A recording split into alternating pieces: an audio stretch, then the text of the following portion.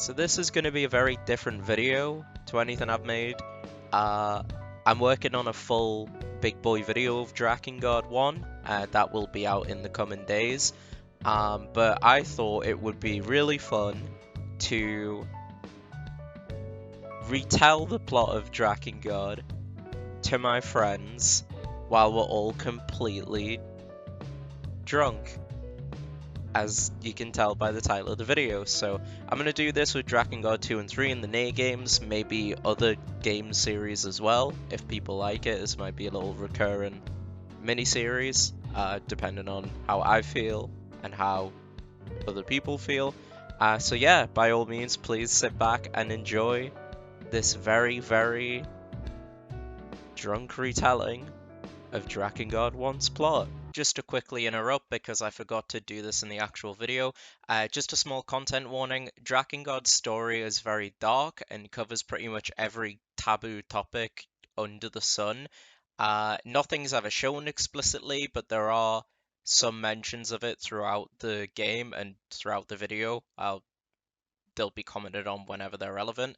If that's uncomfortable for you, then this video's not going to be for you, and neither is the later analysis, so dip out if that's something you don't want to deal with. But for those who are okay too, please enjoy. Okay, so before I actually talk about any of it, I want to know, what are you guys' knowledge on Nia/Drakengard? Like, before I even talk about any of this, Chris, you go first. Yeah, so I think I lent the game off you, the first game. Yeah, you lent Drakengard 1 off me. Played through the first 3 levels, realized that it sucked, and then I got immensely bored of the gameplay really quickly and returned that shit. And then was like, oh fuck it, I'll just I'll just look all of the cutscenes up online or something, and then I never did. I know that it's loosely tied to Nia. Yes. Via a joke ending, and that's about it. Rachel, do you know anything about Drakengard or Nia? I know about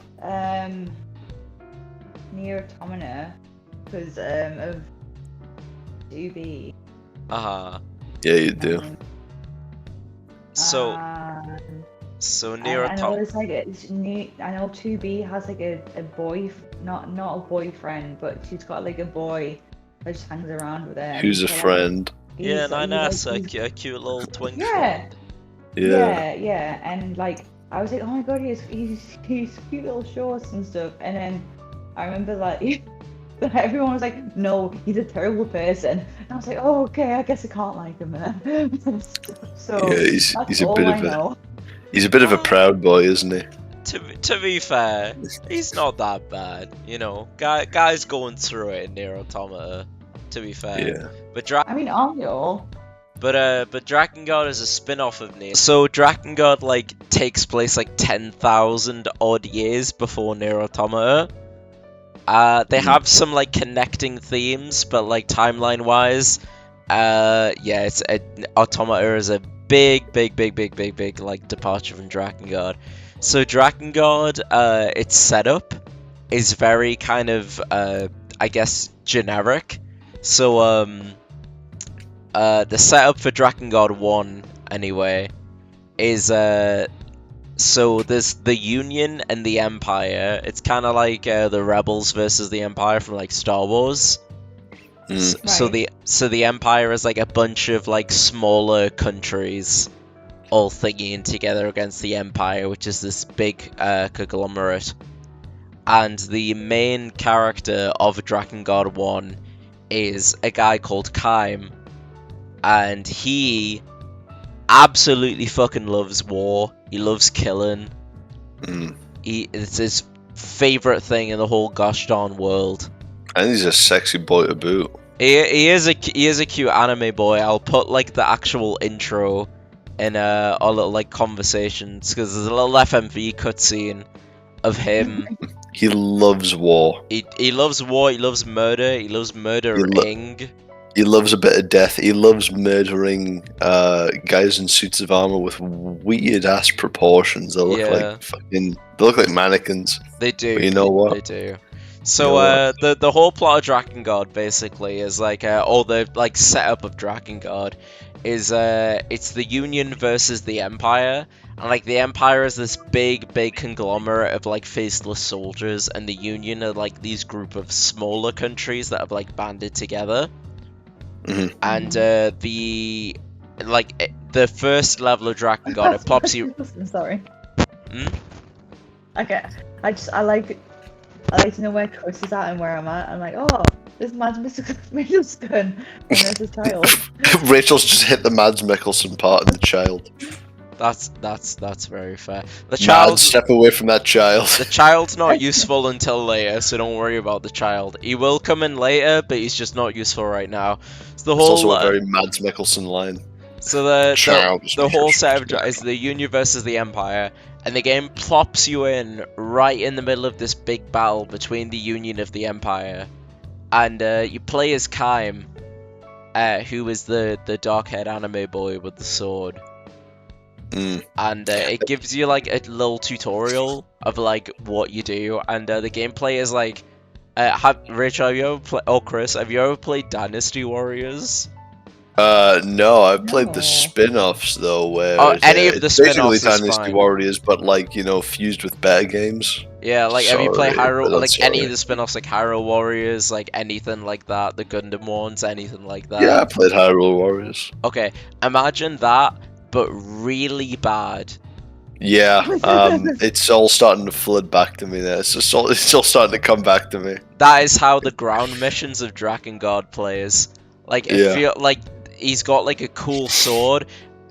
It feels like in gameplay, like you're flailing around like a pool noodle, soaked up in water. I saw a dark-haired animal probably just do like a little grin. Yeah, exactly. Yeah. That's Kaim. Just he loves murder. He loves killing things. And the gameplay just feels really shit. Just like you're whacking people around with a water-filled pool noodle. And you're like, oh, this is so cool. So Kaim kills a bunch of people, kills a bunch of faceless soldiers, and that's like that serves as like the tutorial. Yeah. So it's like, press square to do a combo, press triangle to do a magic, press square and triangle to do a combo with magic in. Whoa. Yeah. So fucking cool. So you do that for a little bit, and another cutscene plays, and Kaim gets stabbed through the back by some like faceless jobber. I fucking hate it. So he gets like he's fighting, he's in the middle of this war, he's like, oh whoa, I'm so cool. And then he just gets slashed across the back by some random jobber soldier. Right. Which kind of implies that he's not good at his one thing he likes doing. Well, he's fucking sliced his way through like two. Yeah, everyone has an off day.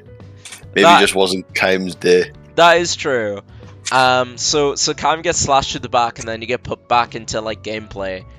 And a thing about Drakengard is the general actual like dub for like 2003.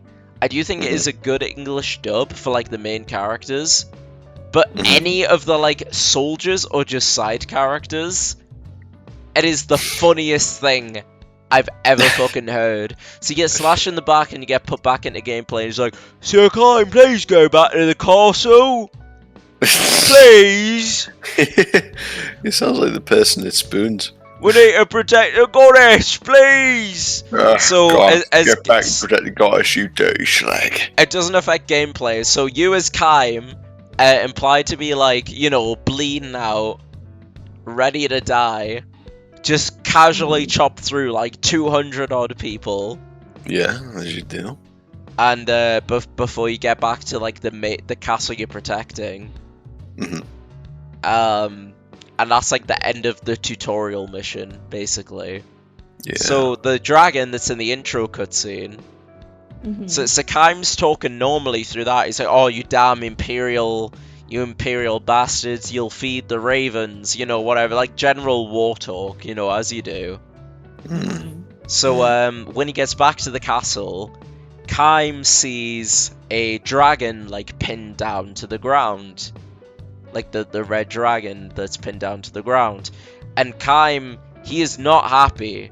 If there's one thing that's consistent throughout the whole game, Kaim is unhappy. Yeah, he's a little bit of a bitch, you know. I think he should take his normal pills.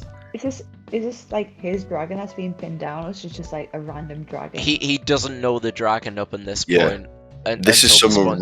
This is like the setup to the actual story. Yeah, this is some random hussy dragon. So as far as that he's encroached on his land. So he's just concerned, trying like white knighted dragon. a random Yeah. hussy dragon is to the ground. But the reason why he's angry is because a dragon ate his parents. Dun dun. So Why do you guys ride one? So any dragon, basically, Let's is just control them. not happy about it. Dragons in general, he's not happy they exist.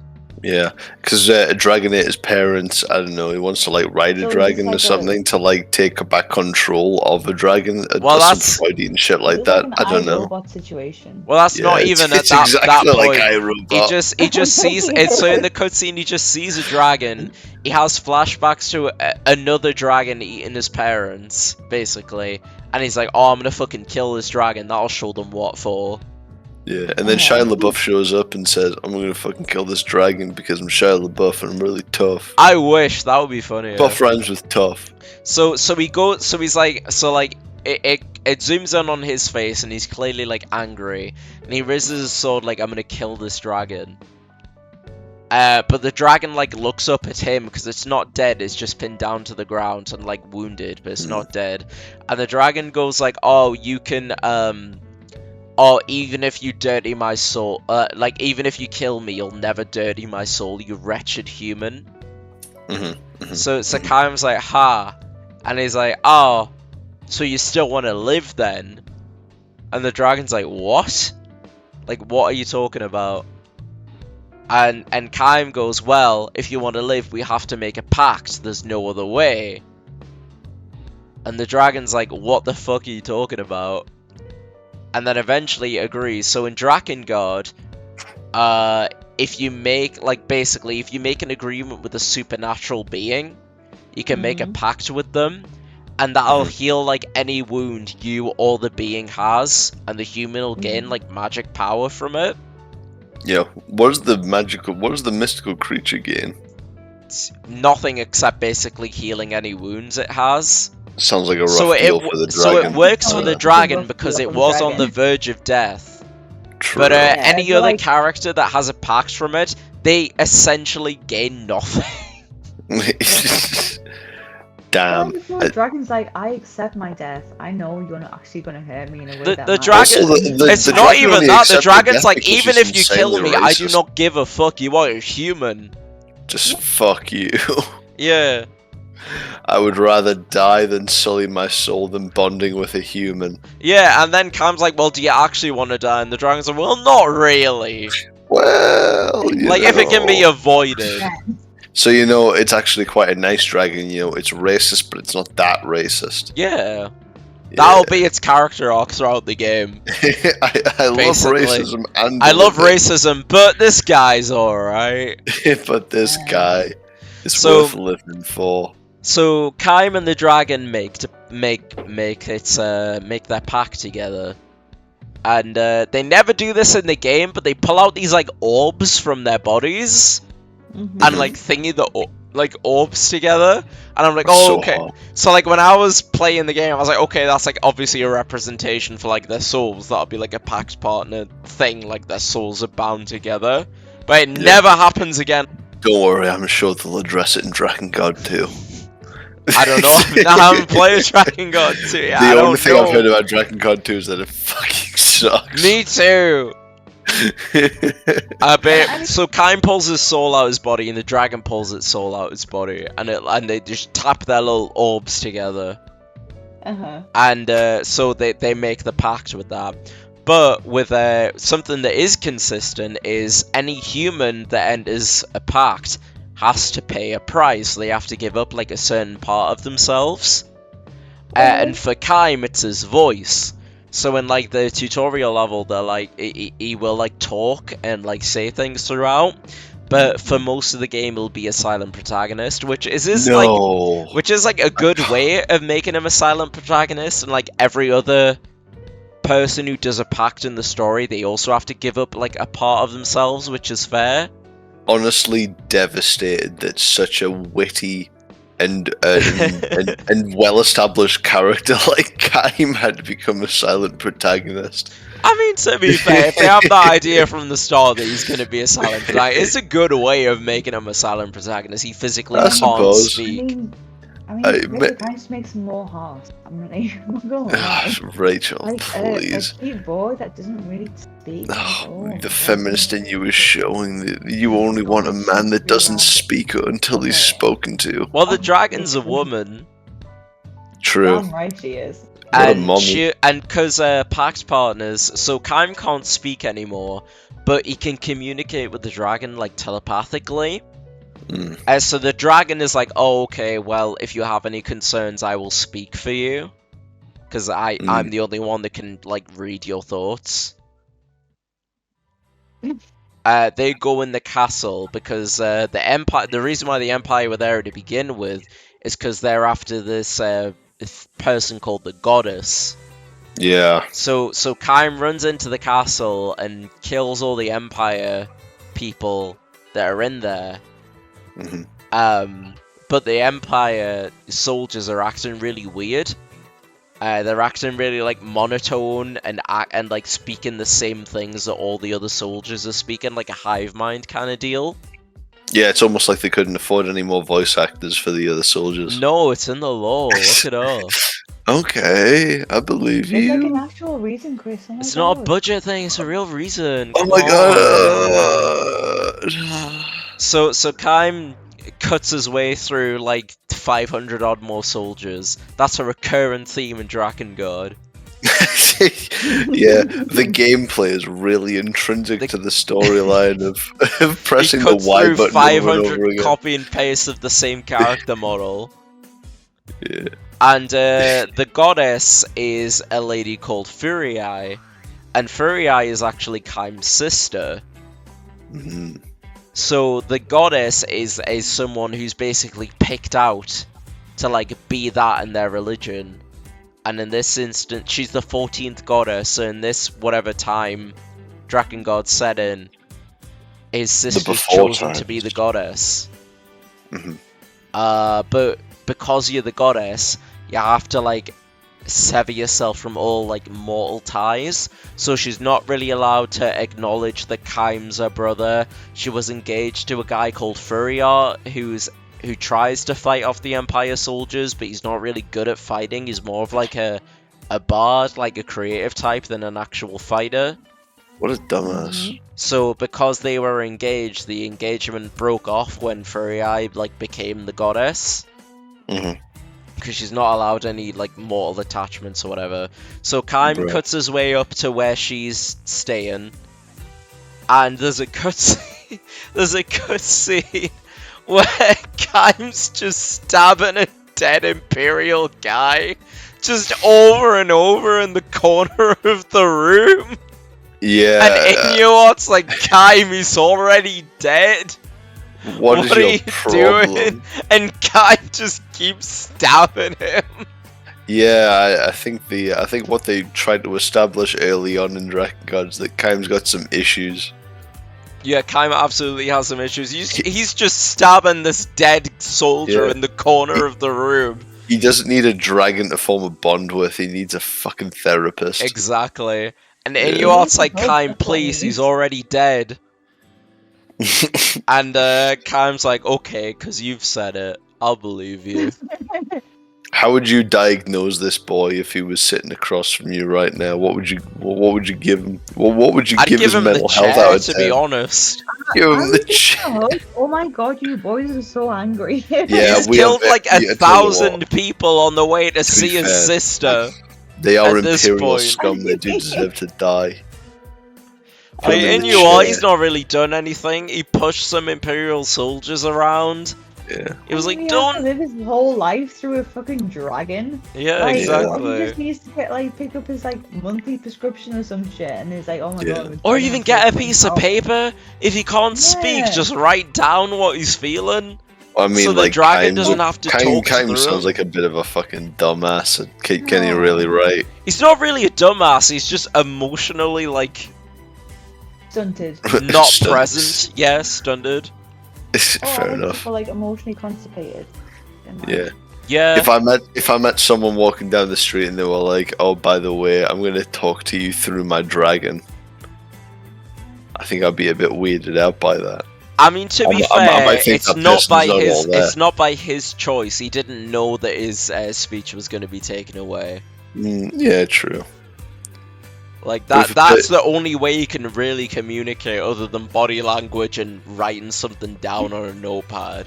And as all I we've can already think is, established, he can't write. Yeah. All I can think of is the Little Mermaid. So when you said body language, all I could think of was Ursula saying the importance of body language. Body language. We watched Yeah. The Little Mermaid on VHS over and over again.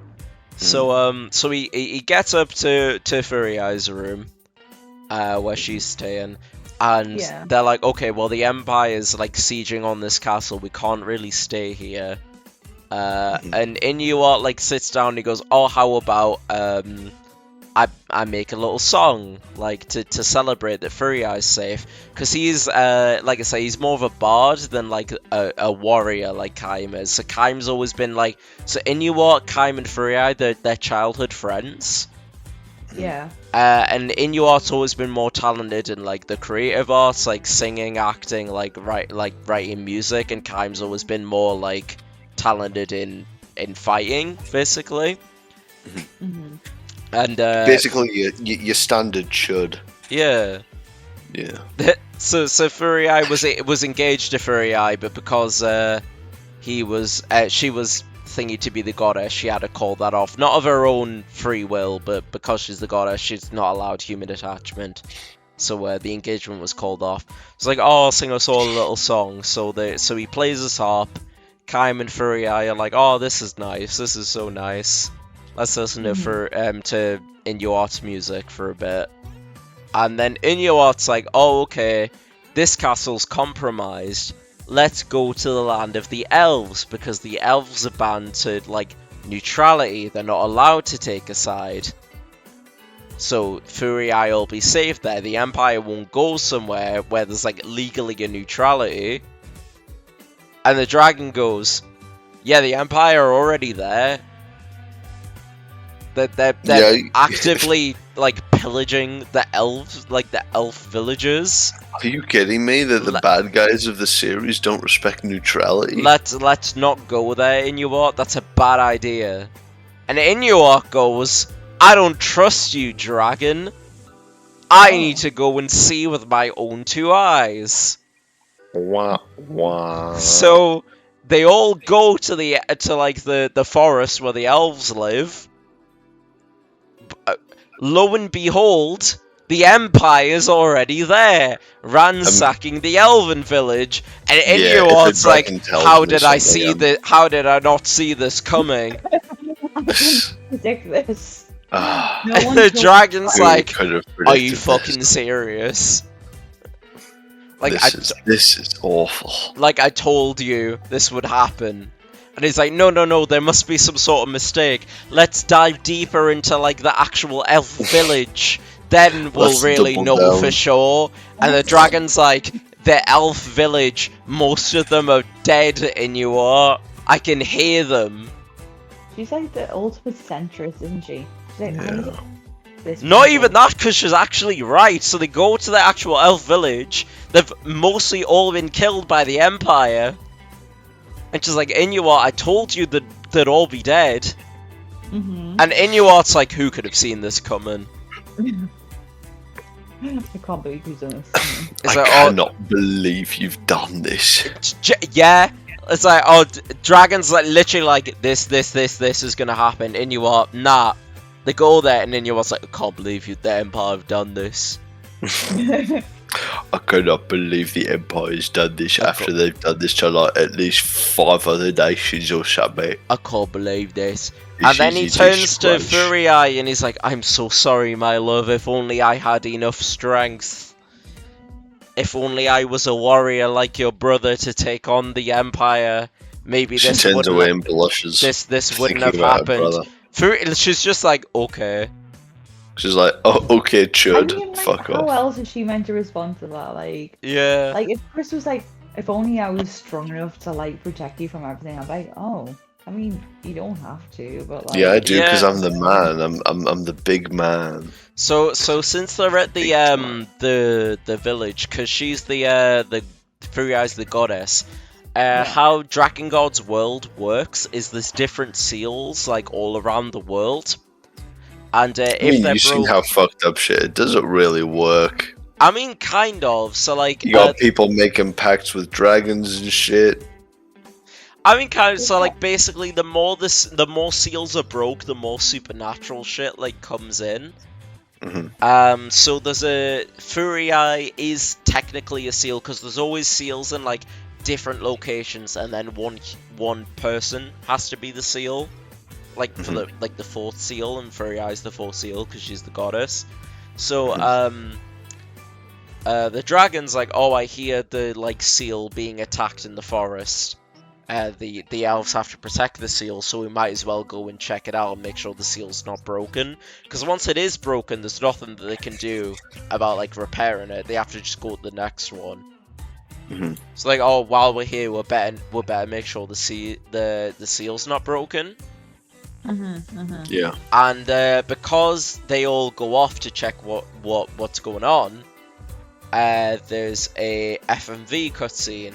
Like a CGI cutscene, and you just see this house being like burned and a bunch of kids like with arrows all through them.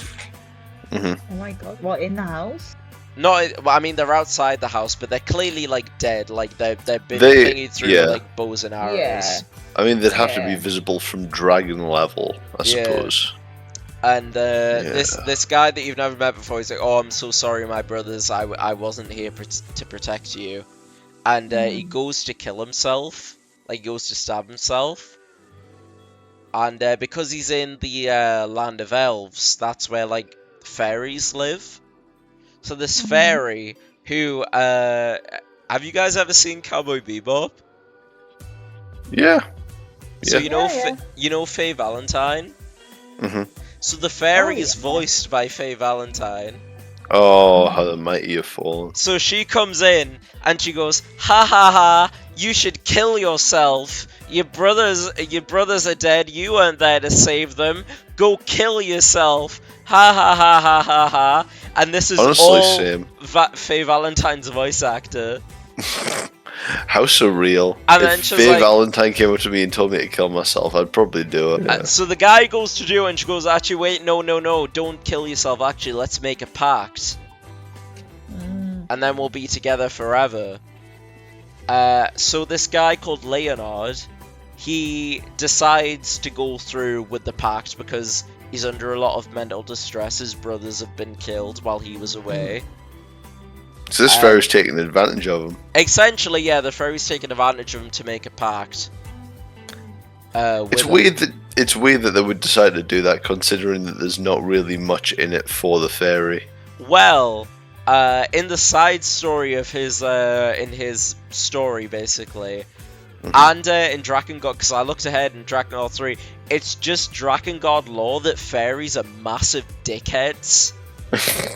They're just really horrible little creatures. Cool.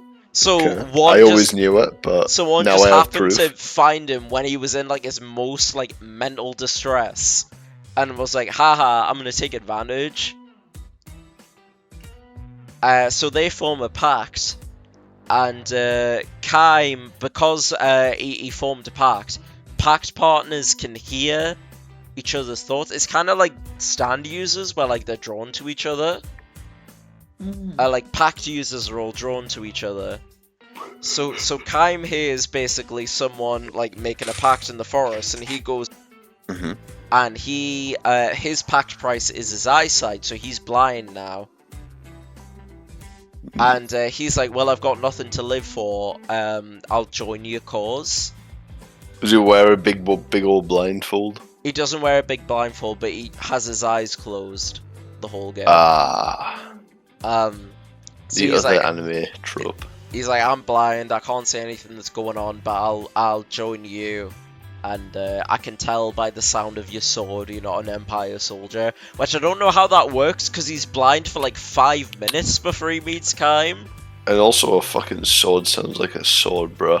Yeah, a sword What- does sound like a What are you sword. talking about? It's a sword, it's not a fighting jet, bro. And Kaim has like 8 other different weapons he can equip, so he might not even have a sword. Yeah. But okay. plot convenience, he's like, I can tell you're not an Empire soldier by the sound of it. I'll join you, and maybe I'll find a reason to live. So Leonard joins the party. You don't actually get his side story like yet. I'll get into that later.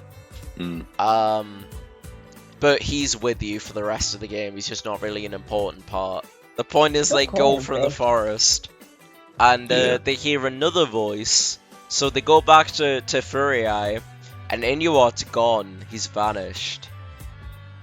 And Fair enough.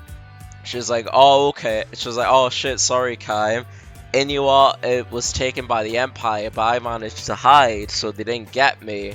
Which is weird to me, because that's the reason why they're after them in the first place. Like, as far as they're concerned, Inuart's like a jobber. You know? He's got no importance. Yeah. The whole thing, the reason why they're thinking the castle, the reason why they were chasing after was because they wanted the goddess. Yeah. The Not one the in Furii. goddess's, manslot. Exactly. Yeah, He isn't serves he no like- purpose.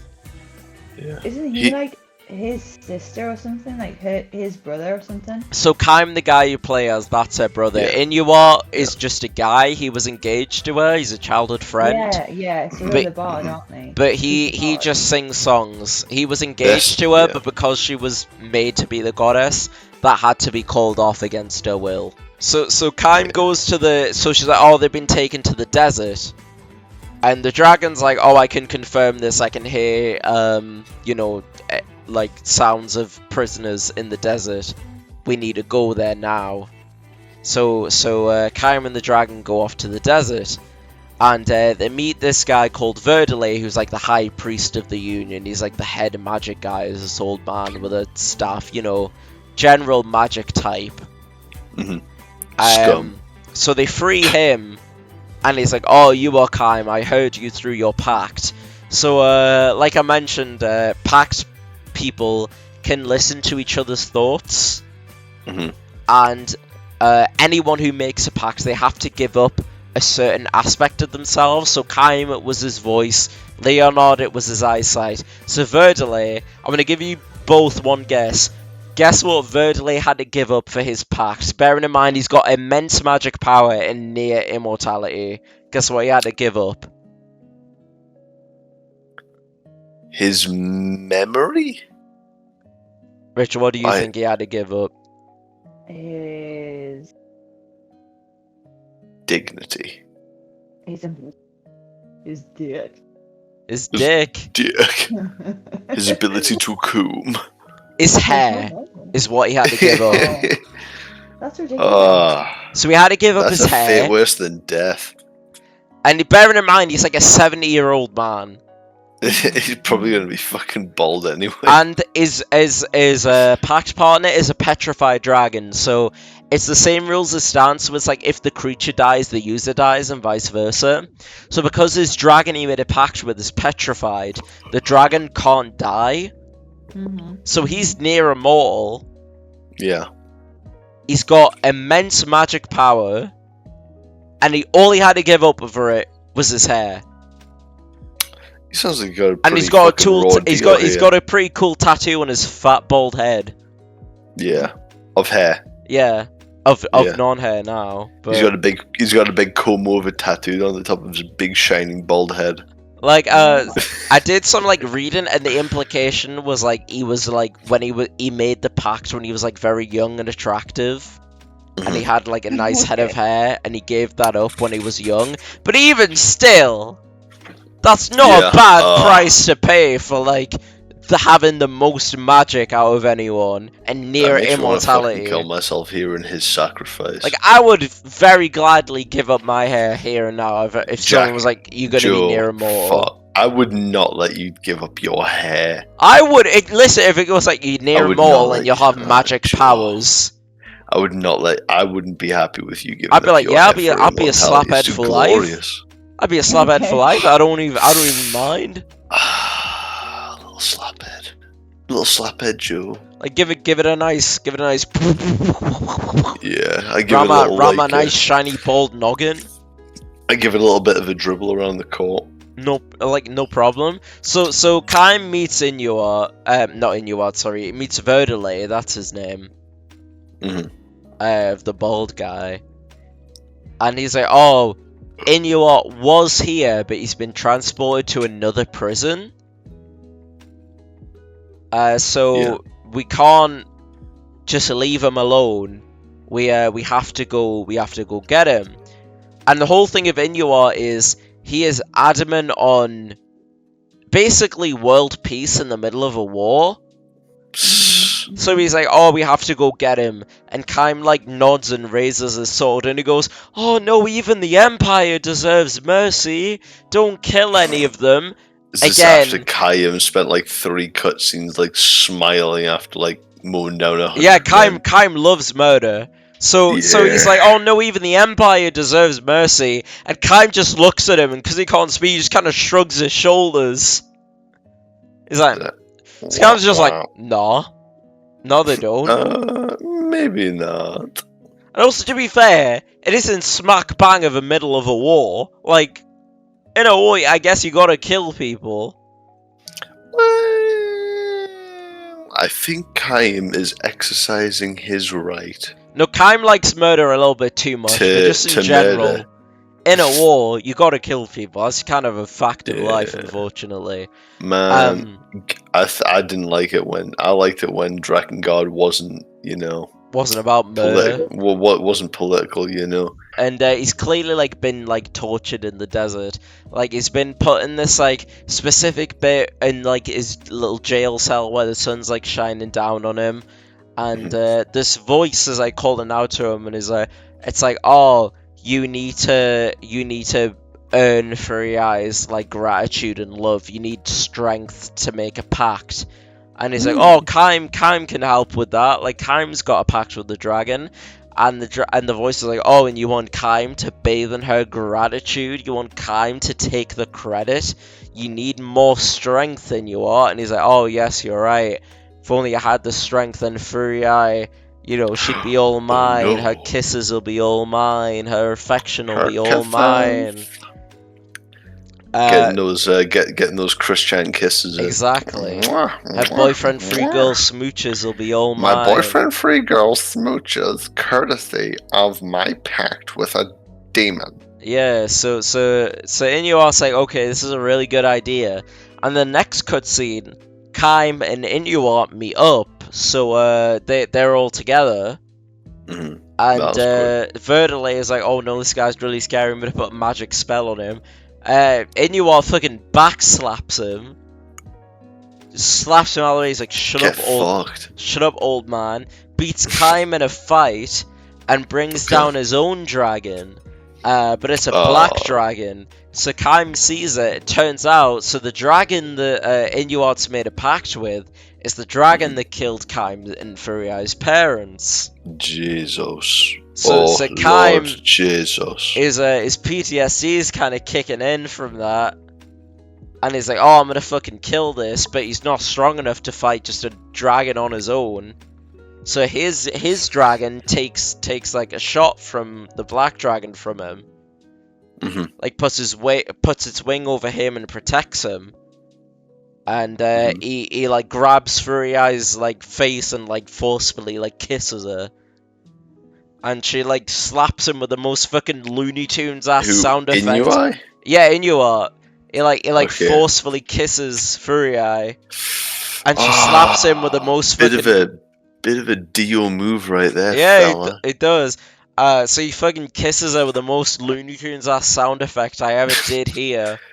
He goes like, Yeah, and then she does like the like the most Looney Tunes like slap I've ever heard in my goddamn life. he goes flinging across the room cheek first. So he grabs her and he's like, "Oh, you're now welcome to a world without song." So that's his price. He gave up his ability to make songs to make a pact with the Black Dragon, which I get is symbolic because like it's the one thing I genuinely like loved him for, like his like creativity and ability to make songs. But also you're losing your voice, your eyesight, your hair and ability to sing.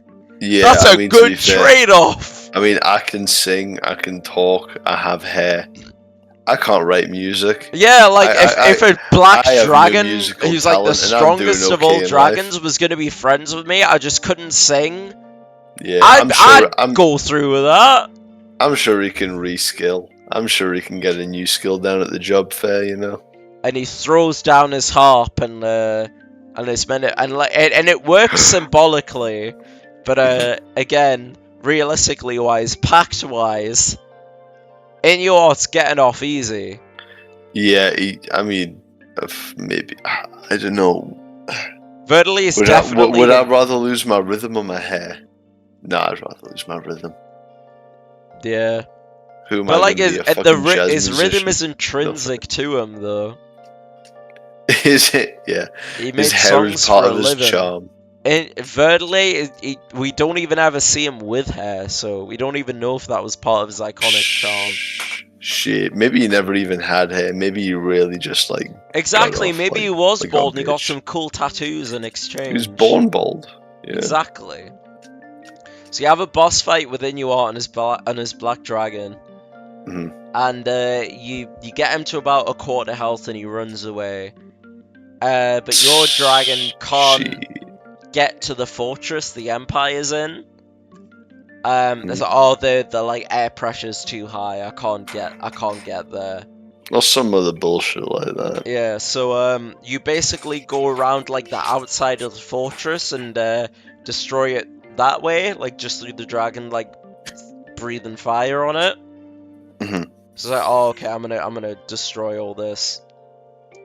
And you get a cutscene once you do that of this little girl. The girl from the beginning. Being like, la ha, this is so fun, la la la la. She goes, fwee. She does go fwee. She does. Except instead of fwee, she goes la la la la la. La, la, la, she's tapping her fingertips together going fwee. She's not tapping her fingers, she's just spinning in a circle. She's just standing there menacingly. Kinda, yeah. I hate her. Instead of standing, she's just spinning around. And, like, you don't really get a whole bunch out of this character, like, until, like, alternate endings. Mm-hmm. But it's a very small girl, and she has the voice of, like, this very grown man. So she's like, ha ha, the Watchers dance. Ha ha ha, ha ha ha, the Watchers, they dance. The Watchers dance. So you don't really get much context on what's like going on. What does that mean? Apart from basically earlier in the game, Kaim and Angelus come across this like writing in blood on the floor, and it's like sculpt not the Watchers, look not at the Watchers, speak not of the Watchers, call not the Watchers' name. So like the dragon is just like, what the fuck is this? Like, this is gobbledygook. Come on, Kaim, let's go. This is stupid. I'll be like, this bitch is having a panic attack. But they managed to summon a worm, like a WYRM, like the dragon kind of worm. Mm-hmm. And the dragon's like, I can't fight this. This goes against like all like everything dragonkind's ever been taught. And Kaim's just basically gives her a little pat on the neck. Because he can't speak. But he's just like, come on. Let's slaps her directly on the thorax. And she's like, oh, okay, fine. There you go, buddy. So they have a boss fight against the worm. Mm-hmm. And they win, because that's what you have to do. And they kill the worm. And Kaim comes across the girl, the priestess of the Watchers. So her name's Mana. And she's literally like a 6-year-old child. And clearly something's like wrong with her. A lot of children in this game. So she's just spinning around and being like la la la la la la la la la la la la la. And Kaim like raises his sword up like he's fine with killing her. Good lad. Like, not an issue. Good man, Kaim. But Verdelay steps in and he's like, oh no, Kaim, it will be too much of a burden on your soul to kill this child. Even though basically the reason why everything's fucked up is because of this child. Well, you don't want to kill a child. Verdelay's like, no, killing a child would be too much of a burden on your soul. I'll subdue the child. So he puts like a magic spell on her. Little do we know until he actually does it, he fucks it up and makes Mana grow like into a giant, basically. She's like 30 odd foot tall. And the final boss of this route, so Route A is the like main story, quote unquote. The final boss is a giant Mana, so it's you on the back of this dragon just breathing fire on the 6-year-old. This gigantic 6-year-old. This giant 6-year-old fucking child. Yeah, she creates like magic barriers. She just basically have to dodge between them and get really closer and just breathe fire on her. That doesn't sound particularly engaging. Till you win, basically. It's actually a pretty good boss fight. But you basically just have to do that till you win. But then again, Drakengard isn't really good in terms of its gameplay. But it is one of the better boss fights in the game. So you beat her and she goes back to like regular size. And that kind of draws her out of her so it's like, it's clear she's not all there mentally. So like she's being possessed is anyone? True, but her especially. Her especially, she's not all there. And she's like, haha, kill little Mana. It doesn't matter. Go whoppity whop. Just bring your soul down. Whop, kill me. I don't mind. It's fine. And and Kaim is completely fine with it. He's like, okay.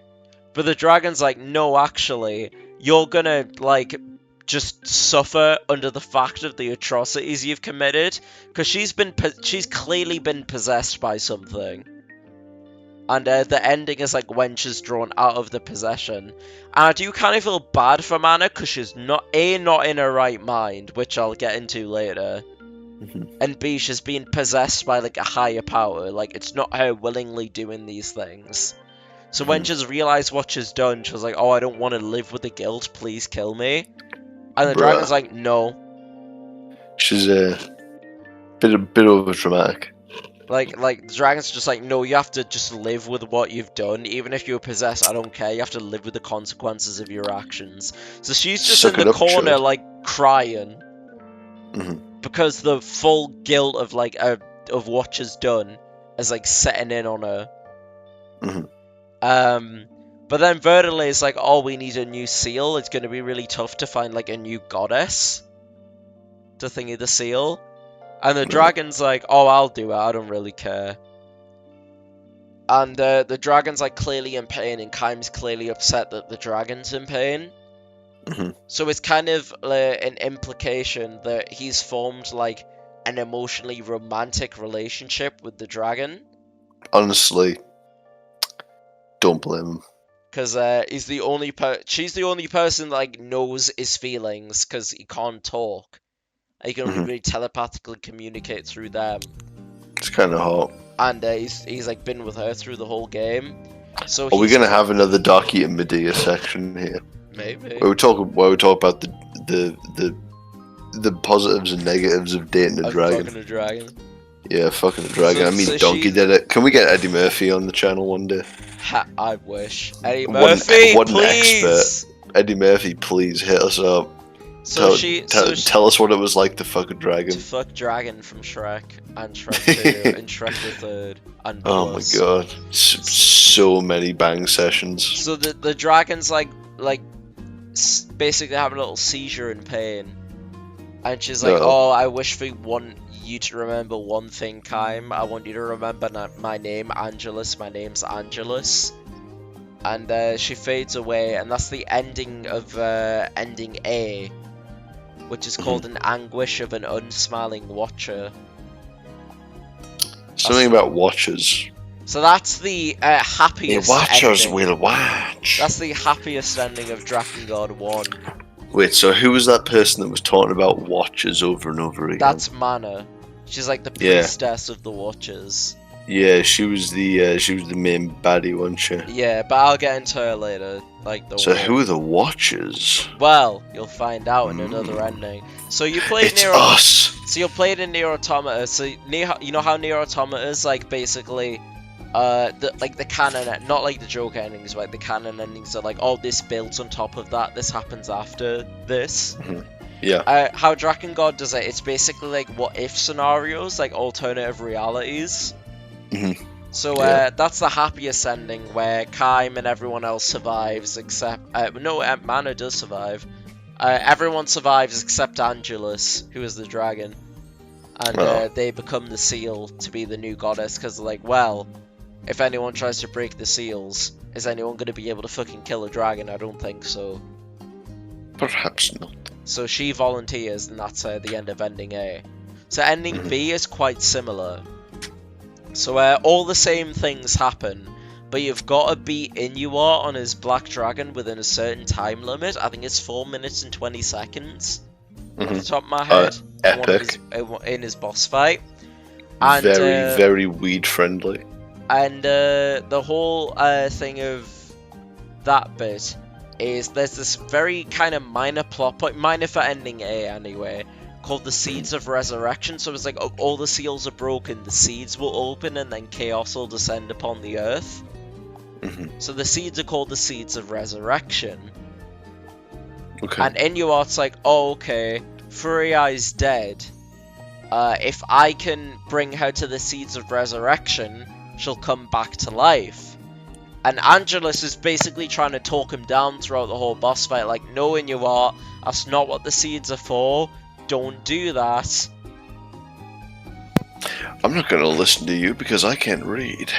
Yeah, that's what Inuart does. Even though the dragon's been right about every other fucking thing. He's like, no, they're called the Seeds of Resurrection. And it's like, no, that's not what they're actually called. They're called the Seeds of Destruction. Don't do anything with them. That's just what humans have thingied myths onto. Like, I was there when they were made. Don't use them, please, Inuart. And you was like, no, it's fine. It's I like fine. how the dragon is giving you literally no reason to distrust it, besides prejudice against dragons. Presumably. Exactly. The dragon at this point, because it doesn't like humans, but at this point in the game, it's like, well, I like Kaim, so...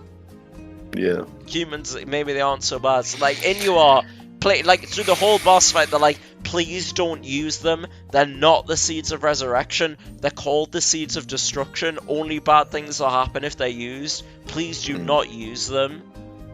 It sounds like there's some quite deep themes here that I'm far too smashed to fully comprehend. So, of course... Like human ignorance tied to prejudice or some bullshit like that. So Inuart brings Furiai's dead body, because she's dead by this point. I forgot to say, she's dead in ending A. No. So he brings Furiai's body to the Seeds of Resurrection. And he puts them in. And, like, he puts her body in. And she comes back to life. And everything looks fine, everything looks kosher. Like, she opens her eyes, she smiles at him. I was like, oh, Furiai, my beloved, you've returned to me finally. I love you so much, I've missed you. And then he dies. So, like, he spits blood onto her face. And then the camera, like, pans down. So she's been resurrected as this, like, monster, basically. So it's got Furiai's face. She's got, like, 4 angel wings and 2 scorpion tails. And she stabs Inuart with the scorpion tails. So she stabs Inuart to death. And, like, she starts, like, screaming. And her eyes are rolling, like, different directions. Like, the back she starts rigging really hard. Exactly, yeah. She starts rigging really hard. She's like... Big Diori. And that's the boss fight of the final boss of ending B. Like, you have to fight a giant scorpion demon angel version of Kaim's sister on the back of Angelus, and it's kind of cool because she's like because she's got 2 wings on her left hand side and 2 wings on her right hand side, and like if the wings move on one side, that means that's where the projectile's coming from. So you literally have like a split second to see which wings moved, and then you have to dodge and like counter attack. And it's hard, but it's like a good boss fight. That sounds cool.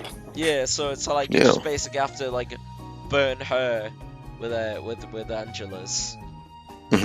And the once you beat that boss, you see Kaim stood on this like pillar of like rubble, holding his like demonic sister's like dead body, like holding it close, and you just hear like screams in the distance, and you just see like clones of the like demonic version of his sister rising up from like the ground.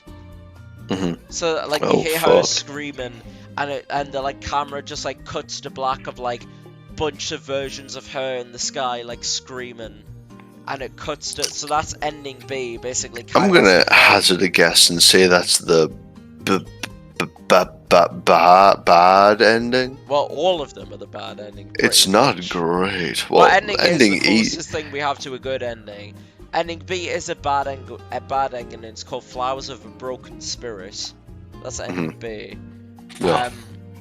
And the theme of it'll change. So it's been like a generic, like just normal track from the soundtrack up until now. But now we'll change to a song called Growing Wings, which is basically Furry Eye's theme about how she feels like Kaim and everything that's going on in the story. But I'll get into more of that later also, because you don't get a ton about Furry Eye's character until the later endings. So that's ending B. So the implication is Kaim is going to die fighting clones of his sister.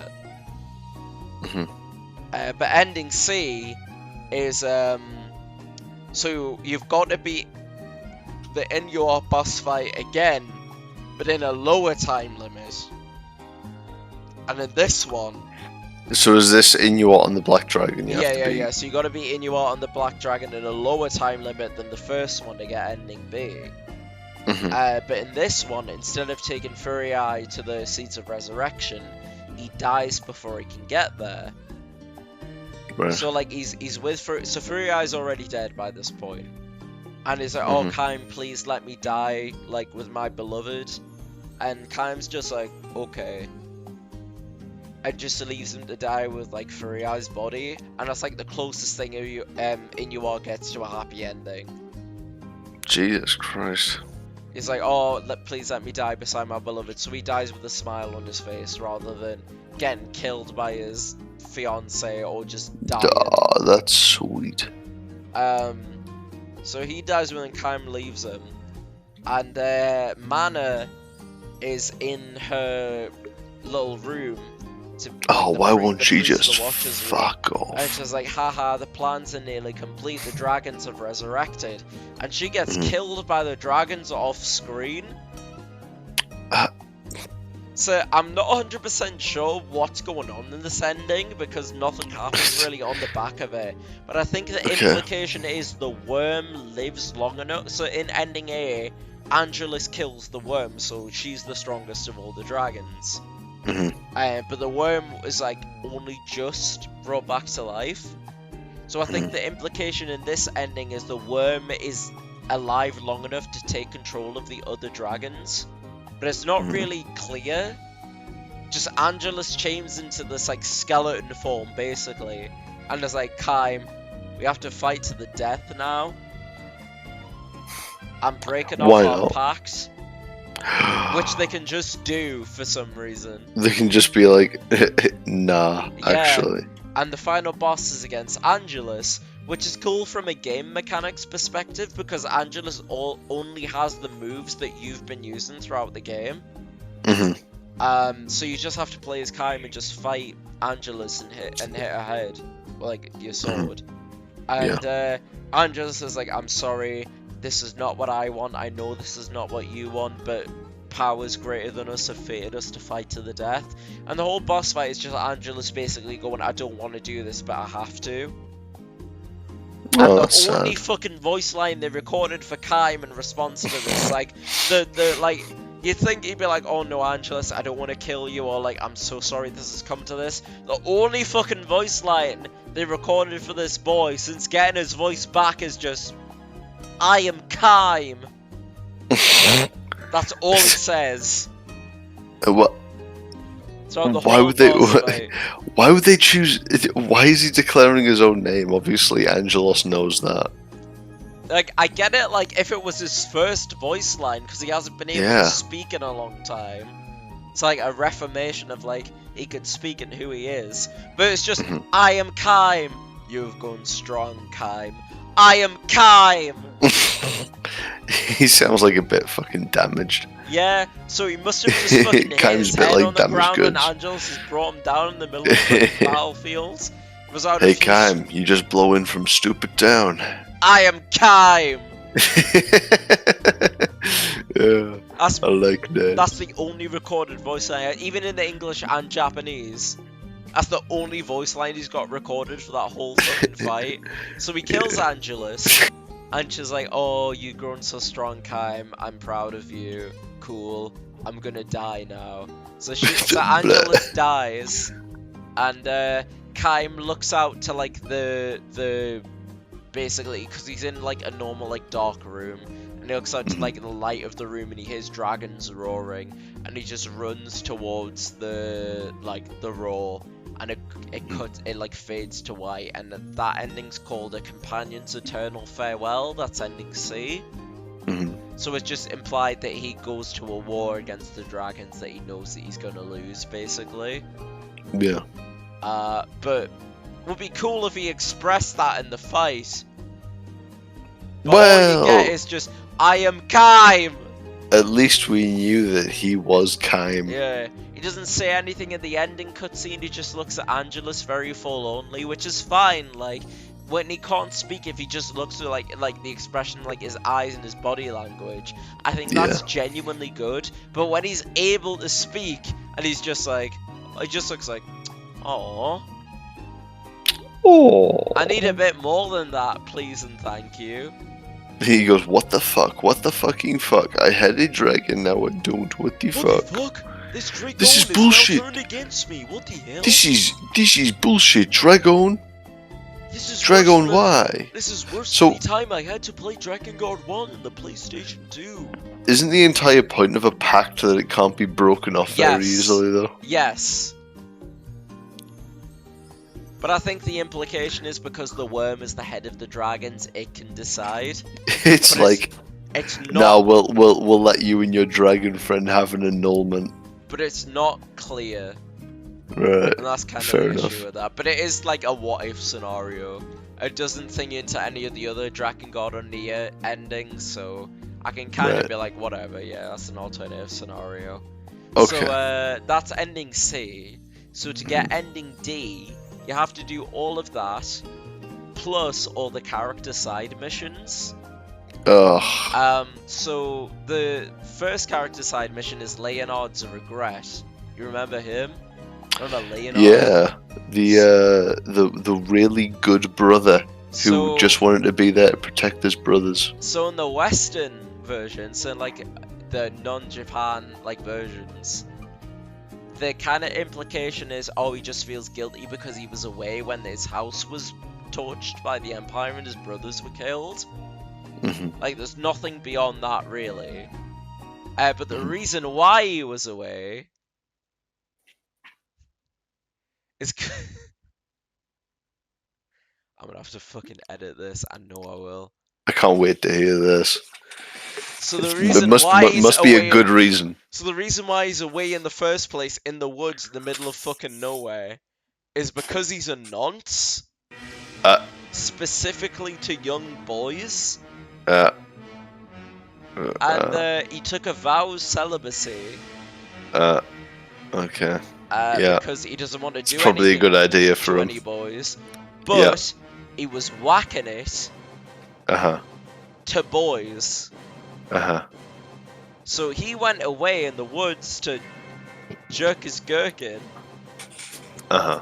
and when he came back, all of his brothers were dead.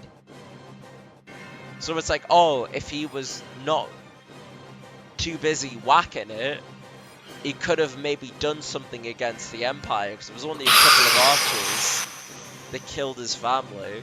That's a lot to take in. Yeah, and that's why the fairy torments him, because it knows, because obviously with it being a pact partner, it can read Oh yeah, his they mind. can share each other's thoughts. Yeah, so that's why the fairy's like, oh, you need to kill yourself for the fucking atrocious shit you've done. Bruh. Yeah. I mean, does Leonard have any, like, character development past that point? He does, well that's the whole side story of Leonard's Regret, so that's Yeah. before you meet him. So in Leonard's Regret, he meets Kaim, and they go through the forest together to try and protect the forest seal, or like the fairies. But little did they know, the units in the Empire are all children, like child soldiers that they've conscripted. Oh, Jesus. So Leonard's like, Kaim, please don't kill them. They're children. Like, they're literally forced to be soldiers. They don't know any better. Kaim's just like, I don't give a shit. A soldier's And a soldier. in gameplay, you have to kill these kids. And they go out of their way to make sure you know which ones are just the generic Imperial soldier models and which are the child soldiers. And they're like, oh no, please, no, I want my mum, please. And you have to kill them to progress. That's kind of bullshit. But Kaim doesn't give a shit. He's like, well, you're in the way, so... Well, what the fuck is wrong with Kaim? He doesn't give a shit. If anything. What the fuck's his problem? Well, he's trying to protect the seals and keep his sister safe. I mean, out of the two people, I can't believe that I'm saying this, but, you know, maybe the pedophile has a fucking point. Exactly. Like, the whole... Maybe we shouldn't murder the children. The whole mission is like, Kaim, please, stop. Kaim, please stop murdering children. To be soldiers. They can't help it, please. But you can't. You literally have to kill them to progress. I mean, there's a similar section in Phantom Pain when you're dealing with like child soldiers and stuff like that. It takes the similar video game route of you can't kill a child.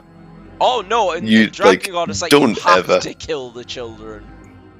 Yeah, it's like an unwritten law that, like, basically you can't kill like children in a game. Like, how do they get away with that? It's like you can't, but you have to. It's like morally you can't, but to progress you have to. It's like them saying, like, man, you really shouldn't be killing these children, but give it a try. Just give it a bash. So you kill a bunch of kids. And Leonard's like, this is horrible, we have to give them, like, a proper burial. And Kaim's just like, I don't really care. Nah. And the fairy's like, he's too cool to care. It's not even that you're too cool, it's not even that, it's just Kaim's like, this isn't... Basically, as long as it doesn't involve keeping Furry Eye safe, it's not a priority to him. So he's like, this doesn't involve keeping my sister safe, I don't care. I need to get to my sister. Like, I'm only here because my dragon told me to. Yeah. But Leonard's like, no, we need to give them a proper burial. And the fairy, like, the whole time, it's like, oh, you think that's going to excuse you for what you've done? And Leonard's like, no, but they still deserve a burial. Because they can't, like, help being thingies of the Empire. Yeah. Then he nearly gets killed by... They're called wraiths, but they're basically like skeletons in cool purple cloaks that take possession of dead bodies. That sounds pretty fucking badass. So he's like, oh no, it's just these few ones really like remind me of my brothers. They have the same like blonde hair and like face. I really would like to give them a burial. And Kaim's like, okay. Oh, like, he's trying to process their death. Yeah, so Kaim's like, okay, that's fair, that's understandable.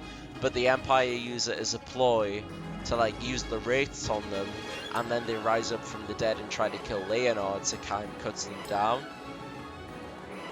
Oh, God. Leonard's like, I get that you'd saved my life, but at the same time, they look like exactly like my younger brothers. Mhm. So I don't really know how to process it. That kind of ends his side story. Mhm. So you have to go back to where you meet Verdele, you know, the guy who doesn't have his hair. Mhm. So once you beat the game, like most of the game's stories, you have to go back to certain chapters that are coloured like orange. Mhm. So that means basically extra stuff is available. Yeah. And that comes through in like Drakengard, like the English dub came out like 2002, 2003, and I think for the Mhm. main characters anyway, the dub is genuinely really good. But Mhm. anytime it's a minor character, it is the funniest thing I've ever heard in my fucking life. So Verdele is like, oh, I hear a prisoner off beyond in the desert sea, let's go get them. And it's like these two prison guards, and they hear this woman laughing, and they're like, oh, she's always laughing, this woman, it's really strange. And then the other guy's like, it's like a skinny guy and a fat guy, and he's like, well, I've grown fond of it, I have. And then he's like, well, it's long as I it's a think woman, it's eh? quite funny, It's like, personally. you're a bit of an odd one falling in love with an elf woman like that, as long as she's a woman, eh? Am I right? Like, that's You know what genuinely I'm how they saying. fucking talk. Nice. So they're That's talking that. I about... mean, to be fair, that is genuinely how British people talk. True. You know, as the most authentic British It is. experience. It's the Hey, most okay mate wanker type fucking speech pattern I've ever heard in my I entire ever life. done heard. So they're talking about basically how this elf woman's very pretty, but she's just very deranged. And then they immediately get killed by Angelus. Good. And you see the woman break out of prison. And she meets Kaim and Verdele, and Verdele says, oh, you're the one with the pact, you're the woman who was pleading for help. And she's like, oh, please tell me, are there any children nearby? And Verdele's like, oh, please worry not, they've been safely evacuated. And she goes, oh, okay, I want to give you one guess. Guess what this woman does based on the information that kids are safe. She wants to immediately know where they are. She tries to eat Kaim. She tries to eat Kaim. Yes. So she's Why? like, Why? that's Why? nice. She goes to eat Kaim. Kaim has to push him off her. And Verdele has to put like a protective seal around her. And he's like, well, we can't really just let her off on her own. Yeah, she's fucking crazy. We'll take her with us. So she becomes a party member because she's too dangerous to be kept on her own. So this woman, she's called Ariosh. And her whole thing is she was a victim of the Empire attacking the elf village because she's an elven woman. So her husband and kid were killed by the Empire. Yeah. And that basically just like broke something in her brain. So she just... Simple as that. So like, her kids and her husband were killed by the Empire and she just mentally snapped. And she made a pact with two beings called Undyne and Salamander, so she's got control over fire and water. And because of that, every human or like humanoid creature has to give up something as part of their pact price. So they don't know it until they actually go through with it. Like, they don't know the price they're like giving up until they actually go through with it. So with Ario, she gave up her womb. So she can't ever have kids. So after that, and the Empire killing her kids, in her brain, the world is just too dangerous for kids to be able to live freely. So in her fucking twisted mind, the only way kids can be safe is in her. So she eats them. No. She vors them. Yeah. Not even vor, just like straight up cannibalism. It just straight up eats the flesh from their boons. Yeah. Because in her mind, that's the only way kids can live like a safe life. She's like, well, my kids were killed. The world in general is too cruel. I can't bear children. You'll be safe in me, so I'll eat yous. No thank you, bruh. And if she can't find any kid corpses, she'll just eat adults, which is why she tries to eat Kaim. Because she asks specifically first, Fair are there enough. any children around? And they're like, no, and she's like, oh, what a shame. And she tries to eat Kaim. So they take her with them, and It's quite endearing in a way if you think about it, you know. So that starts her side story called Aryosha's Madness. If she tries to eat you, it means she likes you. I mean, I guess in a way. Yeah. So it's you go to like the seal of the ocean, and you have to fight the Imperial Navy basically, which you've never really fought up until that point. And it's a really, really disturbing level because it's not even as just like background dialogue, it's just like as in like background noise, if that makes sense. Like the Empire just basically rounding up the children they found and pushing them into the ocean. And you see that as background noise, like while you fight the Empire. And Aryosha's like, oh no, the poor children, oh dear, I'll go save them. So you fight the Empire and drive them off. And Leonard basically is like, he walks in on her eating corpses. He's like, Ariel, you okay? And she's like, no. He's like, no, wait, you can't. You've had children yourself. Surely you must have some form of like empathy. And she's like, yes, the children, they're so sweet. They're so sweet. Yummy, yummy, the children. Doesn't sound entirely virtuous, does it? No. Sounds like she just likes eating kids. And she's like, but this is the only way they're safe. They're so safe and they're so cute. But like, I think the implication is she's that kind of far gone. Her reasoning and just her being fucking depraved is like mixing up like between the two reasonings in her brain. And the ocean seal gets destroyed. So they move on from that. And that moves on to the next side mission, which is called Ceres' Prayer. So you're in like the mountains basically, and you find this golem. So the Empire have been using like golems, which are just basically these stone statues with like scaffolding on them, basically. Yeah. Like as part of war machines. So you find one that has a really funny chalk smiley face drawn on him. And he's just walking through minding his own business. And it's got like a chalk smiley face drawn on him and a little boy on his shoulder. And he's like, oh, it's okay, no one's here anymore, not even my mother. So at the start of Ceres' Prayer, basically, you see a cutscene of his mum dying. And Ceres' a little kid. So he doesn't fully understand what's going on. And he's like, oh, my mum's fell asleep at the canyon, my sister's missing, please rescue them.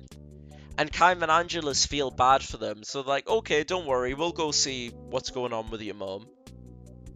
Like, don't worry about it. So they go across the canyon, they can't find the mum. Eventually, Ceres comes to terms with the fact that his mum's dead. And needs to move on from it. Bear in mind, he's like 6. So Ceres is Mana's twin brother. So they're twins, they look pretty much exactly alike. And Ceres' whole thing, so he lived in a village of like sorcerers. And his whole thing is specifically they're meant to be good with golems. So like he's a golem sorcerer. So because he had that gift of being a naturally good golem sorcerer by birth, and Mana didn't, his mum abused Mana like really bad. Like was like, oh, I don't love you, you're a horrible child, I fucking hate you, and like physically abused her. So she basically beat the shit out of Mana and left her to die, which is why she became possessed by the Watchers, because she hasn't had that parental affection, and the Watchers are like, oh, we love you if you do what we say. And Mana's like, okay, that tracks. Finally, someone's gonna love me. But because Ceres is also a child, he doesn't fully connect the dots between what's going on. But that's why Mana's so deranged and why she's the priestess of the Watchers, because she's been abused and hasn't felt any love her whole life. And the Watchers. Can I ask a question? Yeah? Why are the Empire such fucking dicks? Yeah. Do you know what? Great question. I don't know. They just are. I think it's guess. because most of them are possessed by the Watchers. Makes sense. Who are the Watchers? They're basically like gods. Oh, right, okay. They're like the Drakenverse Yes. equivalent of God. Okay. Okay.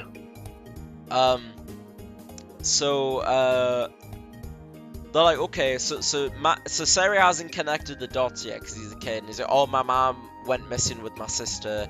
My mom came back and she died, but my sister hasn't came back. I don't know what's happened to my sister.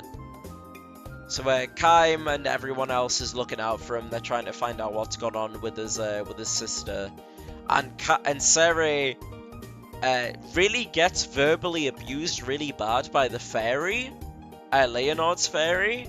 And I was like, ha ha ha, what a stupid child. The child should just kill itself. Yeah, I mean, this is kind of a one-note fairy at this point. I don't know why anyone's letting it speak. And Leonard's like, leave it alone. The child hasn't done anything. Like, it's like the child's innocent. It hasn't done anything. But the next like 5 fucking missions are the child Seri getting themselves into situations that can easily be avoided. Like, they all tell Seri, please don't shout in the middle of the battlefield. You could be taken away by a wizard. He shouts, gets taken away by a wizard. They go rescue him. Please don't shout about Seri. You might get taken out by like supernatural beings. It gets taken away by like a goblin, and they have to like track all the way to a coliseum and kill a bunch of fucking goblins to rescue Seri. So honestly, by the end of fucking Seri's prayer, I was like, you know what, fairy, you're right. The kid should kill himself. He's nothing but bother.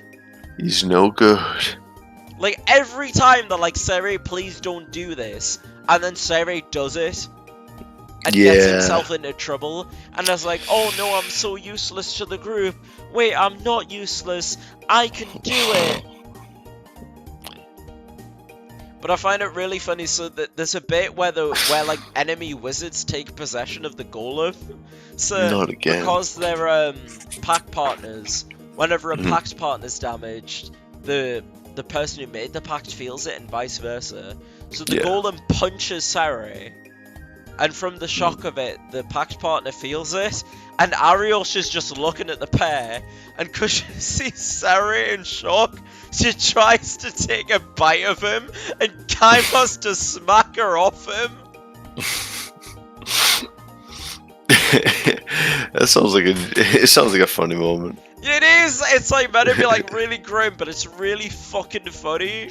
It just sounds like like she looks at the golem and looks at Sarah really quick, and typical like she anime opens her mouth moment. clearly, and she goes to him to take a nibble of him, and Kimes like smacks her on the head. Oh, just give us a taste, love. Just a little nibble, please. Oh, I bet they're tasty. So she does get to take a bite out of Sarah. Thank God. And you know what? Sarah's like, maybe I'm not useless after all, and that's the end of his side quest. I could be your food.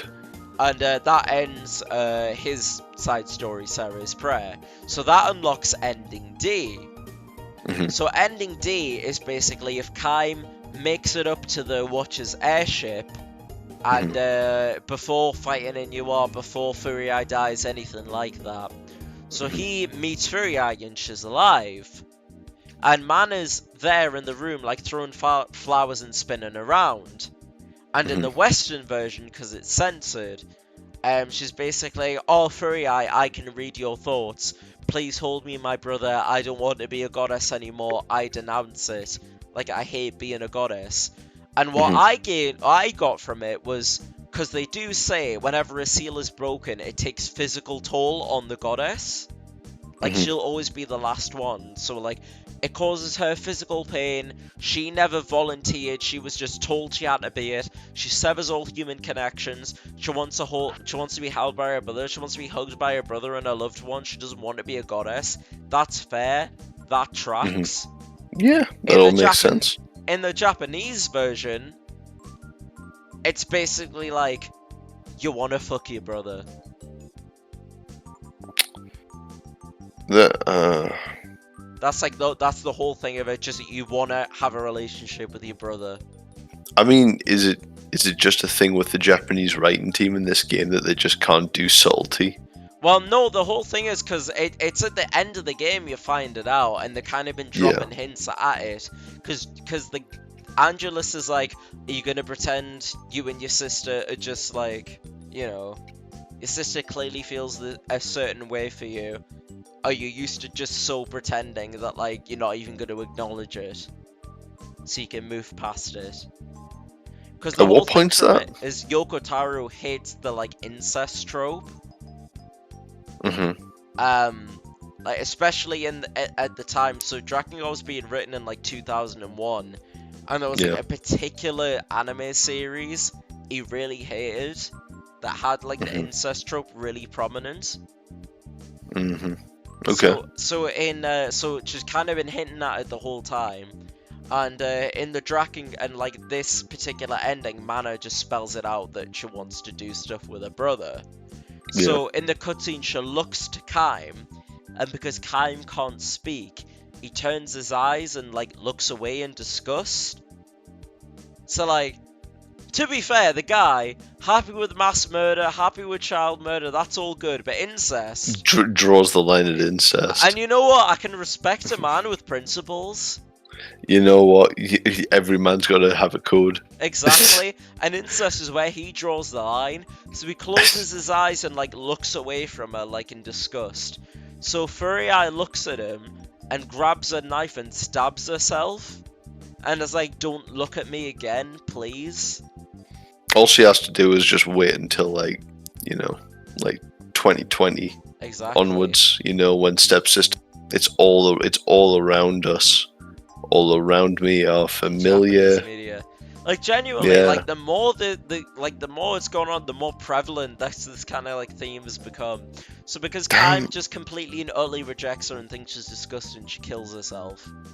Honestly, very leveled response. She basically didn't have to do that. Sere comes across Mana and finds out basically his sister is too far gone. So he's like, oh, Golem, please help me. So I'm going to give you one guess what the Golem does to help Sere.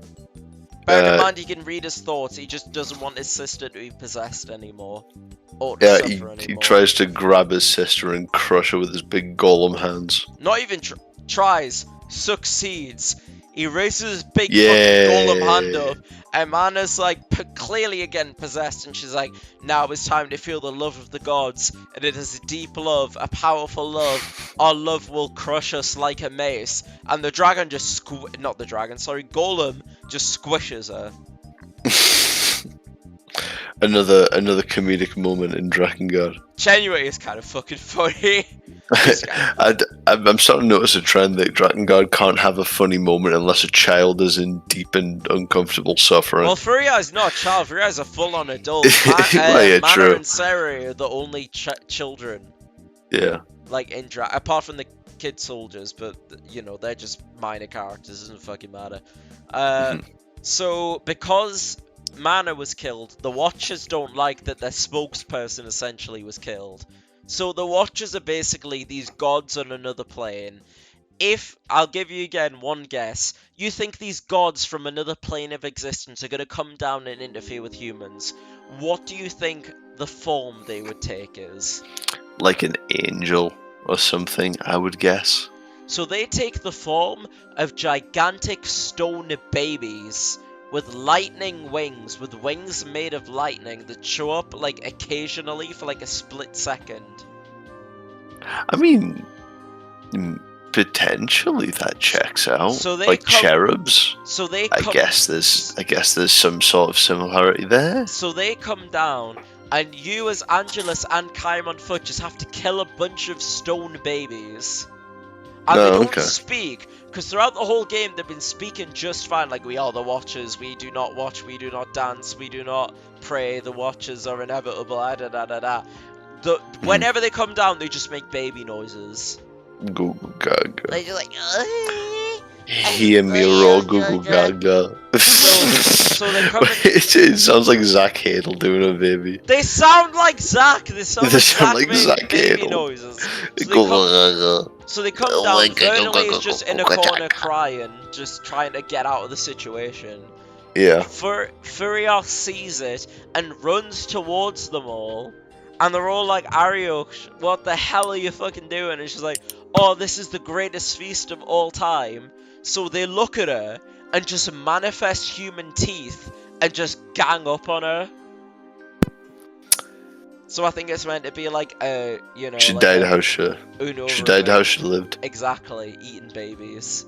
Eating baby. So they And then all she died getting eaten by babies. She does. So they all gang up on her and eat her. And Leonard is like, oh, I'll create a distraction so you all can get away. And Sarah is like, oh, no, Leonard, please, I don't want you to die. And despite what he is probably objectively the nicest character in Drakengard. Yeah. Morally. So Sarah hugs yeah. him. And Sarah only barely goes up to his waist. And is like, please, Leonard, I don't want you to die. And he runs to him and hugs him. And it like zooms in on his like face. And Leonard just goes like, oh, when Sarah hugs him. Bruh. And he's like, we couldn't have just let this character have a moment of development. Well, they do, because he's like, oh, Sarah, you're a fine young lad, please. I thought you meant like, No, as no, in, he like, does some do... sort of like. No, he does do that, but then after he like composes himself, and he's like, "Oh, Sarah, you're a good lad. Please, go with Kaim. Like they'll keep you safe." So he Get grabs. the fuck away from me. So he grabs the fairy, and the fairy's like, "No, wait, you can't kill yourself. You're a coward. No, you can't do anything. You're a coward. You're a dumbass. I hate you." And Fucking he goes, slams her against the floor. And he goes, well, death doesn't need to be the end of hope. So he basically explodes himself to take out a bunch of the Watchers so Kaim and Sarah can get away. Mm-hmm. So he sacrifices himself for them, which is like a little bit of a redemption arc on his part. Yeah, I mean, if you can redeem what he is. Kind of. Yeah, I mean, I mean, some would argue that his actions speak louder than no, I genuinely his think intentions. His actions are reprehensible. But the thing with Drakengard is, although but he hasn't done anything. I think the purpose of his character arc might be that his actions speak louder than his intention. So he's like, oh, death doesn't need to be the end of hope, so he sacrifices himself for Kaim and Sarah. And the Watchers basically can control time. And Sarah's pact price was his time. So basically he'll stay as a kid forever. And because the Watchers can control time, his body has like a like intense reaction to them. Mm-hmm. So Kaim and Angelus are like, oh, we'll get you to the leader of the Watchers, which is like basically this giant stone pregnant woman. Okay, as you do. She's spawning all the Watcher babies.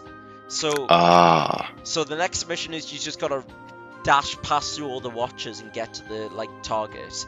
So they get him to the Queen Beast, which is what they call like the head of the Watchers, the pregnant woman, the Queen Beast. And Sarah breaks his pact, so all of his built-up time basically stops in one place. So he freezes all the Watchers and the Queen Beast in place, not before Kaim and Angelus get eaten by the Watchers. And this big pillar just juts out into space, which I think is meant to be like imagery that comes from like Nier Automata. You know how like the pillar of their like base is like a big spike from Earth to like the moon. So that's the same in Drakengard, except instead of like space to Earth, it's Earth to like space. So that's probably where they've got it from. So he freezes all that part of the world in time, so it's like what remains of the world, he's saved it.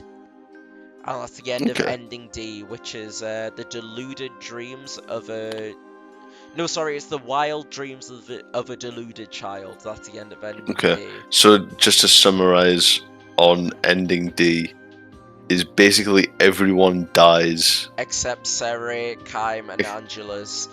They throw Sere onto the Queen Beast, then Kaim and Sere dies, and then Sere freezes this time on the Beast. So he destroys all the Watchers and him, basically, but he keeps the rest of the world safe.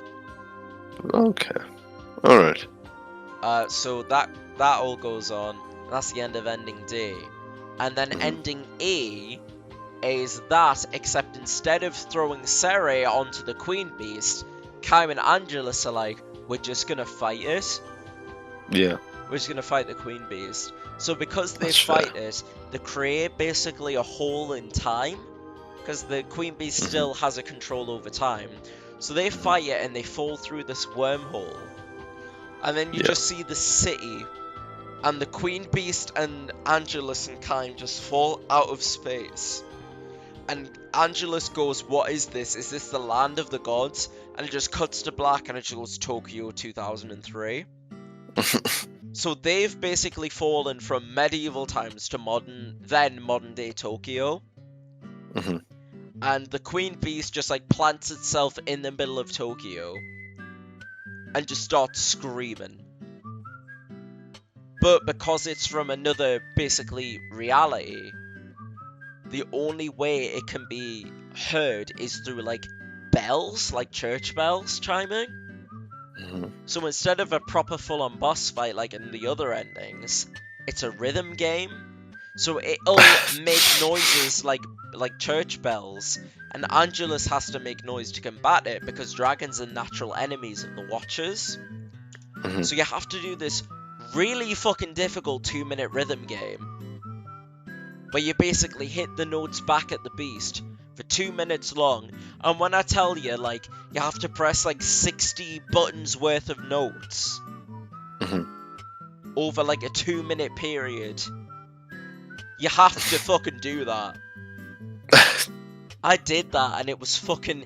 I had to literally pause it so I could see what the notes were in advance and press the notes based on that, and pause and press the notes in again so the like delay of the inputs had it based on that, and I could like cheat the game because it was too hard to do it honestly. Like I tried to do it honestly for like 2 hours and I couldn't do it. I had to just do that pause and look at it method, but eventually I beat it. Yeah, I don't know what it is about like Japanese rhythm type stuff like in the early 2000s, late 90s, because I tried playing Parappa the Rapper's like a little bit messed up. Well, and Incredible Crisis is all fucked up. Well, in terms of it being messed up, so Yoko Taro originally wanted it to be a Japanese idol who was popular at the time, and he wanted Kaim and Angelus to have a sing-off against the idol. Why? But Square Enix were like, no, you can't do that. That's silly. So instead he made this like Queen Beast thing. So at the time it was made, that was just meant to be a joke ending. So Kaim and Angelus beat the Queen Beast by doing this rhythm game, and the Queen dissolves into salt. And Kaim and Angelus are like, oh, finally, the Watchers have been destroyed at last. Now we saved the city. We should help the rest of the world. And immediately as Angelus says that, she gets shot and killed by the Japanese Air Force. And the end of the game is can't have shit in Tokyo. And the end of the game is Angelus's corpse being stabbed on like Tokyo Tower and being like, hello, this is Japanese Air Force One, UFO has been destroyed, all is clear. And you just hear like the hustle and bustle of Tokyo as the camera just stays on Angelus's corpse. And that's the end of Ending E. I thought Ending E had something to do with the babies like turning into dust or something, and the dust from the babies being the Gestalt. Well, yes and no. Virus. So the dust is from the Queen Beast who makes the babies. So okay. Because she was killed, she dissolved into a pillar of salt. Yeah. And the pillar of salt has a particle called meso, which is basically magic. So because they've put magic from medieval ye old goblins magic fireballs into normal Tokyo. Oh no, they infe- put goblin magic in Tokyo. Exactly, that infected the populace. God So the damn, they put populace goblin become magic in infected Tokyo. by the queen beast, and you have two choices. So you either become a slave to it and become a thing called legion, which is just a mindless zombie basically, or you automatically dissolve into salt if you take in this particle. And that's the start of Nier and the Gestalt project, but we'll get into that when I do our drunken reading of Nier. But that's the setup of ending of Drakengard leading into the introduction of Nier. Like, the introduction of Nier takes place, like, a few years after Drakengard ending E, because the whole arc of the, like, 2 minutes you get in Nier, like, present day, is called Summer and Snow. Or, like, Snow and Summer. That's not fucking snow. That's salt, baby. That's salt from the fucking Queen Beast. And that creates the Gestalt project, but that's for Nier, that's not for Drakengard. I really need to play Nier Replicant. You do, it's I really really good. do. You do, Yeah. it's really good. That's the ending of Drakengard. Oh, thank you for taking me on this wild fucking journey. You're welcome. So ending A, that leads into Drakengard 2, which I don't know a ton about because I haven't played it. That's like I the heard it sucks. happiest possible ending. I don't know anything that happens in it except the combat's meant to be better. But ending A leads into Drakengard 2, and ending E, that's the start of Nier. The other endings are just kind of what-if scenarios, and Drakengard 3 is a prequel. So, Yeah. Okay, fair enough. I heard Nier 3, sorry, not Nier 3, Drakengard 3 is pretty fire though. Yeah, I've heard it's really good. So I'll be looking forward to thinking that out and getting you back on for Drakengard 3's plot. No, you definitely have to invite me back for Drakengard 2 as well. Absolutely. I'm planning on having have you to look know. on for Drakengard 2 I and have 3. to know. I would So like nothing more. What do you think of that crash course through Drakengard? I feel dirty. That's fair. I feel dirty and ashamed. But I want to know more. That's all there is to it, except from like obscure Japanese light novels that I haven't read yet. I'm hungry for knowledge.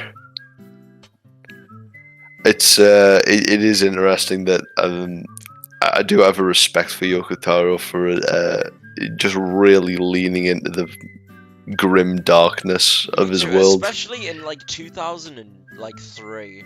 Yeah, when the overarching opinion of fantasy was it's supposed to be light, it's supposed to be an idealized world, really. Yeah.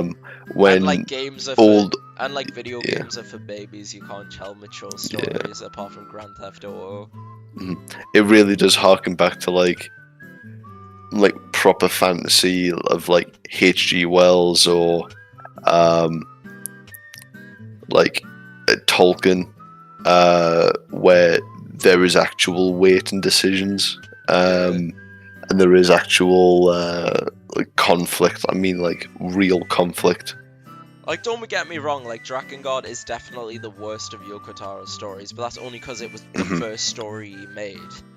Oh yeah, definitely. And then the other one, like Drakengard 3, Nier Automata improved on it like exponentially. But like for a first attempt, I love the story of Nier Automata. Oh yeah, it's the only game I've ever played of it, but I thoroughly enjoyed it. I'm really need to play a Replicant again. It's the only game. Full stop. There's no more. There's no more after that. They said pack it up. They said pack it up. We're done here. To be fair, if someone fucking came into my room at 3 in the morning and then slammed down a copy of Nier Automata and I had to play through it with my eyes glued shut, I'd tell them to shut it down as well. There's no way we're getting better than this, boys. Ship it. Yoko Taro broke into my house and extended a sweaty hand with a trembling copy of Nier Automata in his fleshy grip. Listen, thank you. Played through that from sun up to sunset, and I said it's pretty good. Sundown. But could you make the ass bigger, please? Said, of course I can. of course, I can make the boob and bum bigger. And I say, good, now ship. And that is, yeah, and that is the story about how I made Nier Automata the cultural hit that it is today. So, thank you. Thank you. And that's Drakengard's story. Thanks for having me. Thank you for coming on. It was really funny. Yeah, no I'm problem. gonna go to sleep now because it is actually 3 in the morning. It is actually 3 in the morning. Yokotaro's going to break into my house tonight and deliver me another game from his fever dream. Wow! Thank you again for coming on, though. I appreciate it. No problem. Take care. See you later.